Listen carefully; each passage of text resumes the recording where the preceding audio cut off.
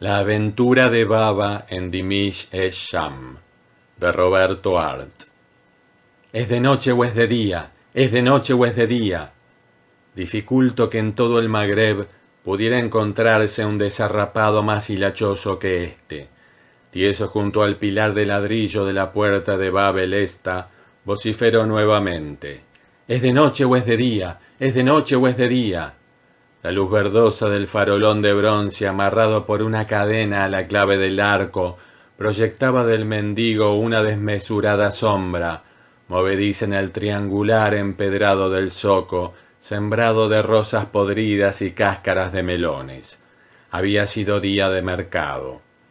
Un árabe descalzo, que montado en un asnillo pasaba por allí, se detuvo frente al hablador. «Por Alá, hermano, ¿cómo puedes preguntar si es de noche o es de día?» Pero el desarrapado, cuya chilaba negra parecía haberse arrastrado por todos los muladares del Islam, continuó a voz en cuello.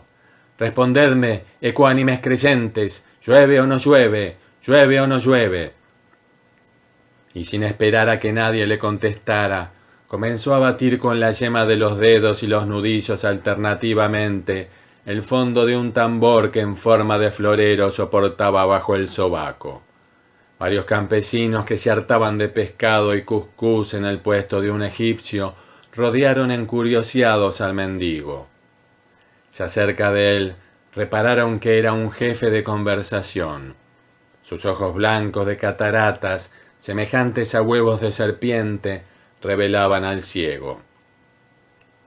Baba, que tal se llamaba el desarrapado, volvió a batir durante unos instantes el fondo de su tambor y prosiguió. «En nombre del clemente, del misericordioso, escuchad la palabra del Corán a través de los labios de un ciego. Nada hay tan loable como elevar la voz para convencer a los hombres y exclamar: yo soy un buen musulmán. Os habla un árabe morigerado que jamás bebió vino ni mordió carne de puerco». Insensiblemente acudían los curiosos a escuchar al jefe de conversación. Eran artesanos de los contornos, negros batidores de cobre con las manos quemadas de azufre, tahoneros manchados de harina, tintoreros con los brazos teñidos de azul y amarillo. También se veían vendedores de agua, con bombachas hasta las rodillas y el odre de cuero enjuto a un costado, curtidores, esterilleros, tejedores de chilabas. Algunos con los ojos abiertos continuaban comiendo su pescado o royendo un hueso de carnero, y el aceite se les corría hasta el mentón.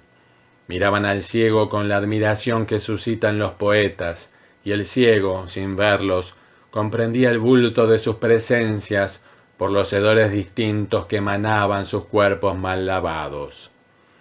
Baba tableteó nuevamente con los dedos y los nudillos en el fondo del tambor. «Escuchad al ciego prudente, tú, comerciante, que tienes los oídos tapados con cera, quítate la cera de los oídos, abandona tu mostrador, no te muestres reacio como camello estúpido, acércate a Baba el ciego. Baba beneficiará tu entendimiento con una historia hermosa. Campesino del Borch, acércate a Baba. Baba te consolará mejor que tus podridas legumbres». Risas entre los artesanos. «Escuchadlo a Baba, el enemigo de los perros judíos y de los perros cristianos. Escuchad al ciego morigerado, hermanos. Detente, ¿qué será? Ven aquí, carbonero. Poned el trasero sobre las piedras. No os pesará. Mi narración es más sabrosa que la pata de camello hervida en leche agria. Mercader timorato de tus monedas, escucha al ciego. Cuando esta noche entres al harén, tu cuarta esposa te dirá: «Oh, mi señor, cuéntame lo que has oído en el mercado». Y tú, ¿con qué la divertirás si no conoces mi historia? Quitaos la cera de los oídos, ecuánimes creyentes. No escupáis sobre la cabeza de vuestros vecinos. ¡Que comienzo! ¡Que comienzo! ¡Que comienzo! Había anochecido en Dimish Sham. La ciudadela amurallada y blanca parecía aplanarse a los pies del abultado monte. En su cresta, A mucha altura sobre el nivel de la arena se arqueaba la desolación de las palmeras. Más próximos, recortando la acuidad verdosa del firmamento, se erguían los paralelepípedos de porcelana de los alminares de las mezquitas y las cúpulas de cobre en media naranja de los palacios señoriales. En los alminares, revestidos de mosaicos reproduciendo verticales tableros de ajedrez, la luna fijaba vértices de plata. Más allá, infinito, amarillento, oscureciéndose hacia el confín, se extendía el desierto. Y el horizonte, a pesar de la luna y de las estrellas, parecía una muralla de betún, separando la tierra de los hombres de la tierra de los Djinns y de los Targis. Marbruch Ben Hassan, a quien Baba el Ciego conocía bajo el nombre de El Hombre de la Limosna, estaba ahora en la terraza de su casa. Bajo el entoldado circular, anaranjado, de cuyas aristas colgaban lámparas de colores, se le podía ver recostado sobre unos cojines desparramados en el alfombrado que cubría los ladrillos del suelo. A pesar de su barba renegrida y de la frente abultada en una vertical rayadura de arrugas, se comprendía que era joven.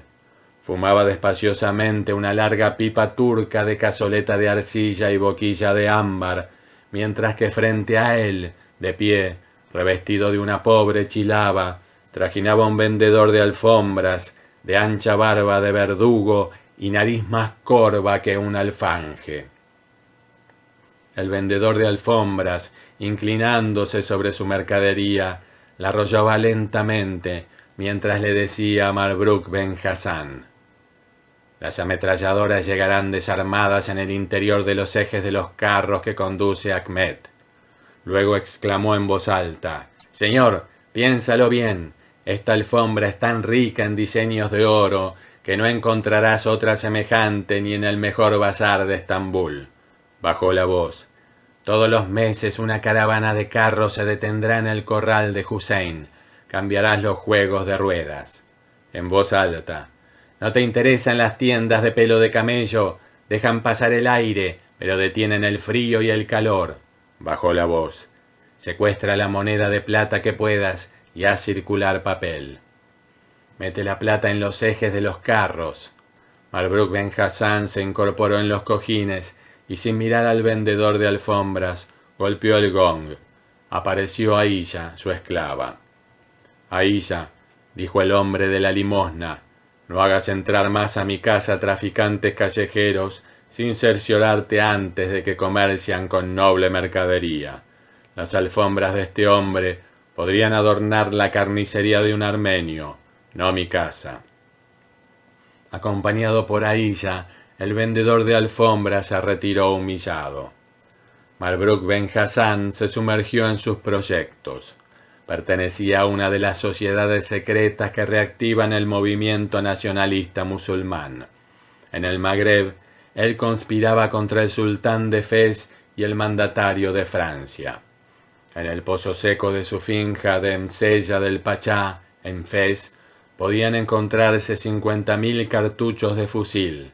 Estaba cubierto de sospechas. Su hermana era una de las 4 esposas del sultán.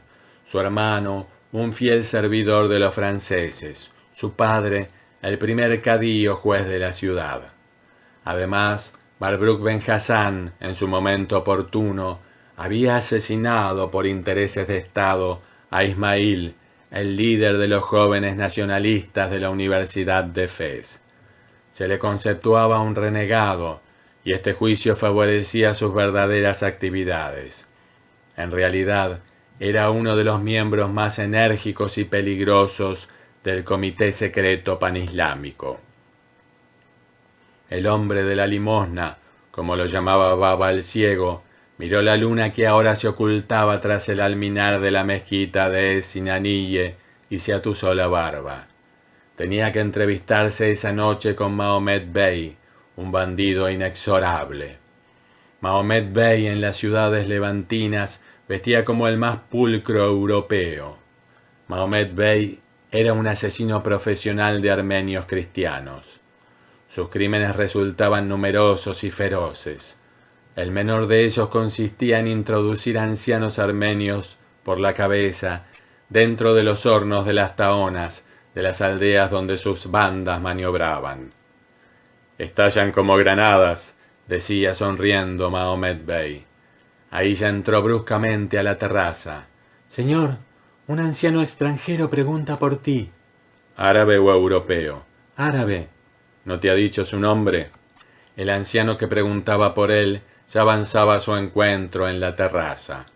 La barba le llegaba hasta el estómago y una capucha de su capa escarlata encuadraba un fino rostro arrugado, ligeramente achocolatado, de líneas muertas y mirada joven, falsa y cruel. Era su padre, el cadí de Fez. Marbruc Ben Hassan corrió al encuentro de él, tomó humildemente la mano del anciano y la mantuvo apretada contra sus labios durante unos instantes. Ahí ya se retiró. «¿Tú aquí, padre?» El anciano avanzó dignamente por la terraza, se sentó en cuclillas sobre una alfombra y Marbruc Ben Hassan permaneció de pie sin atreverse a sentarse. Tampoco, por respeto, tomó la palabra. Su padre miró en derredor con escrutadora mirada. Finalmente dijo: «Puedes hablar».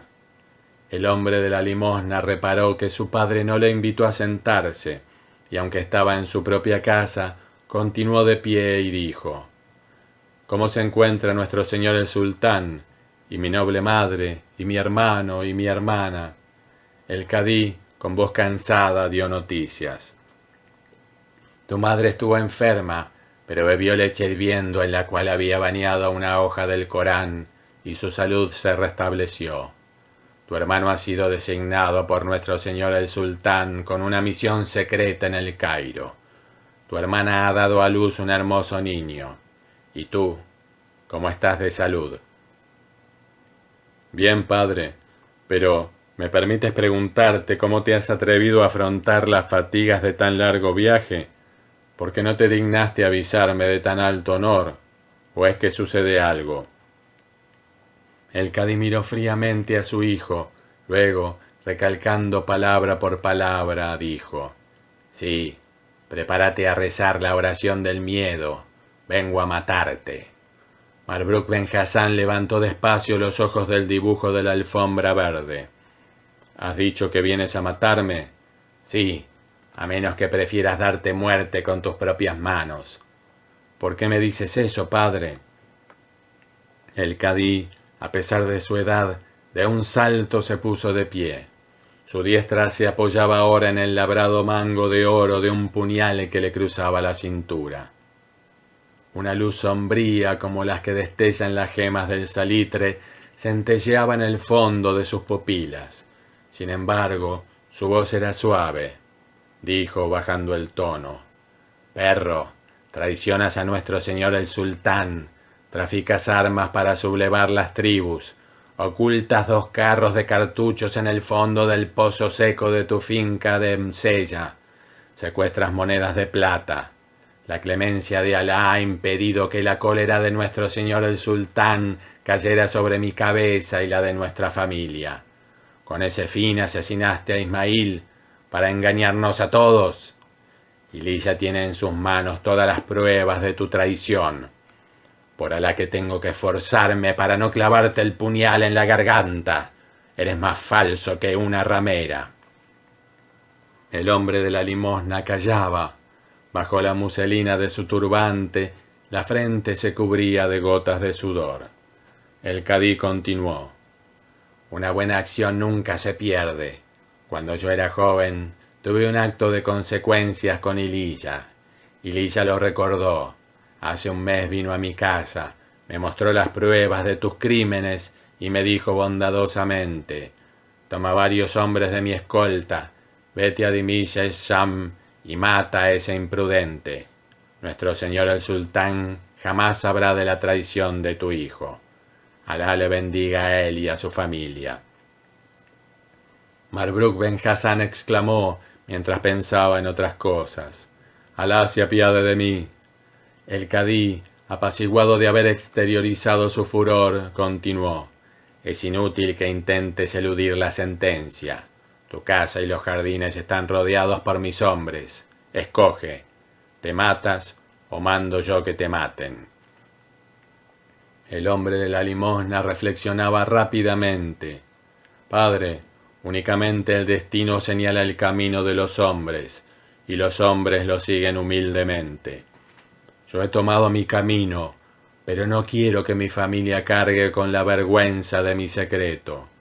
Es preferible que me dé muerte con mis propias manos. Solo quiero pedirte una gracia. Autorízame a repartir mis escasos bienes entre algunos creyentes, que no me olvidarán jamás en sus oraciones. ¿Quiénes son? Aïlla, mi esclava, Baba el ciego.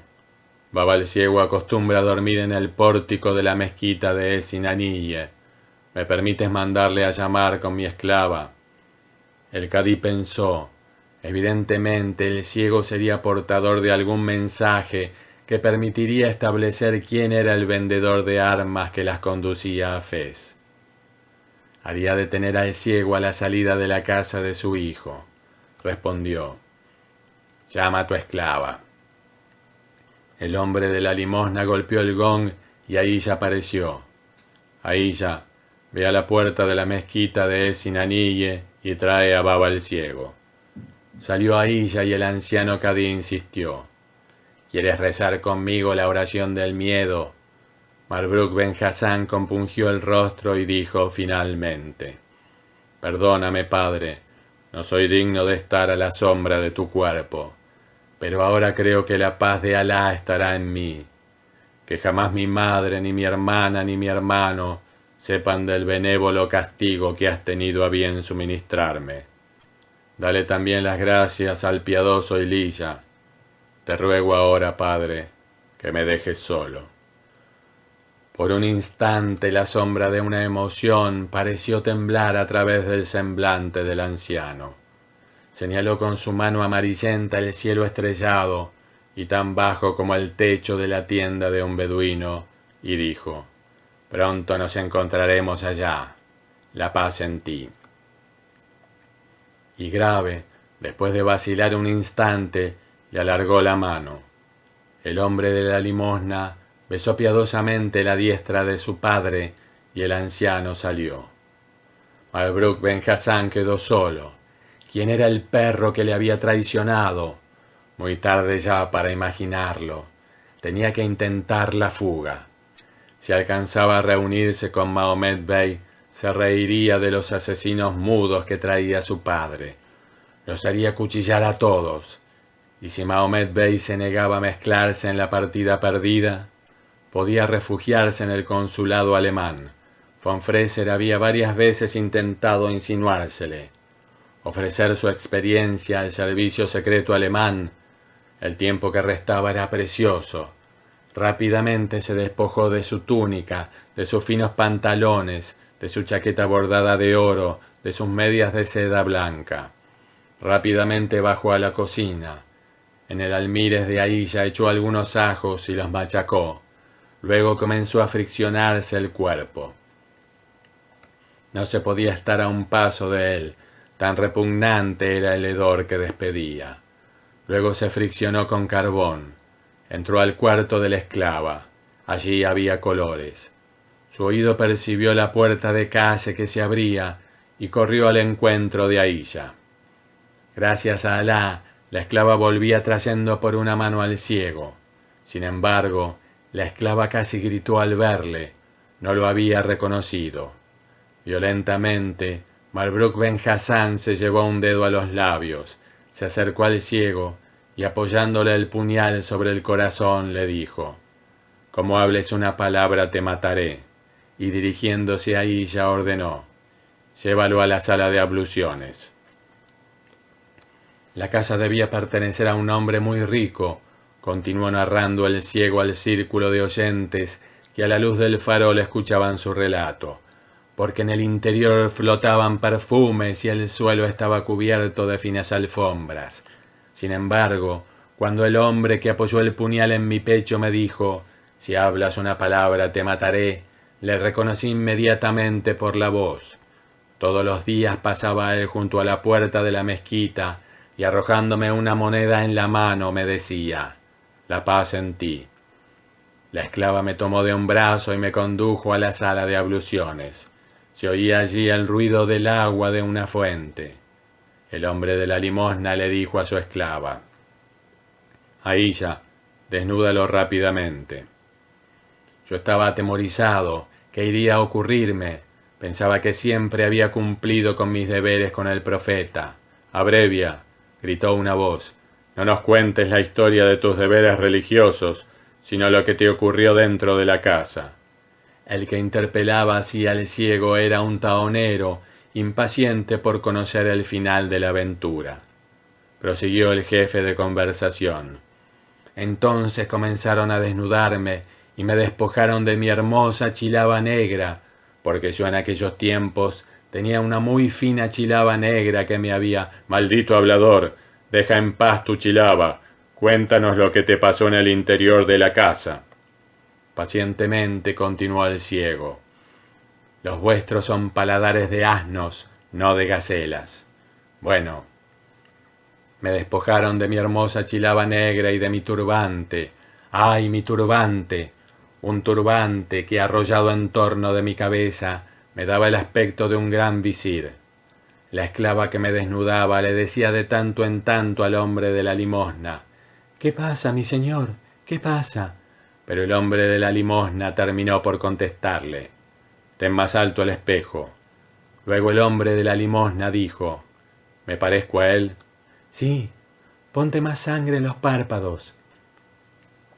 Yo escuchaba que 2 personas se movían a mi lado, pero como Alá me ha quitado el don de la vista, solo puedo suponer que el hombre de la limosna se estaba pintando para tener mi aspecto. ¿Qué hacías tú en tanto?, preguntó un fundidor de metales. Sentado en cuclillas en una estera, rezaba mis oraciones. Aunque estaba desnudo, no sentía frío porque era verano. Finalmente, el hombre de la limosna le dijo a Illa: Dale una moneda de oro a ese hombre. Y la esclava puso una moneda de oro entre mis manos. Luego el hombre de la limosna dijo: Tómame de una mano a Illa. Y oí el ruido de unas pisadas, luego mi propia voz, porque el desconocido imitaba muy bien mi propia voz. Oí mi propia voz que decía desde muy lejos: Bendecida sea la clemencia de Alá y la caridad del Señor de esta casa, que sus esposas le den abundantes hijos, que sus sementeras sean tan fecundas que los graneros le resulten pequeños, que sus hijos sean nobles, valientes y generosos, como es valiente, noble y generoso su poderosísimo Padre. Luego ya no oí más la voz del hombre de la limosna, y quedé desnudo en medio de la sala de un palacio desconocido, con una moneda de oro en la mano. Y aunque la moneda de oro estaba muy apretada en mi mano, el miedo también estaba muy apretado en mi corazón, y comencé a orar para que el profeta iluminara la noche de mi ceguera y me enviara alguna esclava piadosa que me hiciera salir de allí. No había rezado 3 oraciones cuando de pronto oí unos ruidos, luego una voz grave y desconocida que decía, encolerizada: «Perro, ¿no habías prometido matarte? Estos son tus juramentos. Alí, prepara la soga. Ahora te ahorcaremos nosotros». Un gran frío entró en mi corazón. El hombre de la limosna, a pesar de su disfraz, había sido atrapado. Pero yo, sentado en medio de la sala, no me atrevía a moverme. De pronto el mismo hombre que tenía la voz grave y encolerizada apoyó su mano rugosa sobre mi espalda desnuda y me dijo: «Ciego, toma estas monedas, pero te juro sobre el Corán que como digas una sola palabra de lo que escuchaste aquí, te haré cortar la cabeza, aunque eres un ciego». Luego, un hombre que no hablaba y que debía ser mudo, me vistió con mi hermosa chilaba y me devolvió mi turbante, y tomándome de una mano, me condujo hasta el pórtico de la mezquita de Sinaniye, siempre en silencio, porque era un asesino mudo. Y al día siguiente, en el mercado, supe una noticia asombrosa. El hijo del cadí de Fez se había ahorcado voluntariamente porque su esclava Illa le había abandonado. Y aunque muchos buscaron a la esclava, nadie pudo nunca más encontrarla.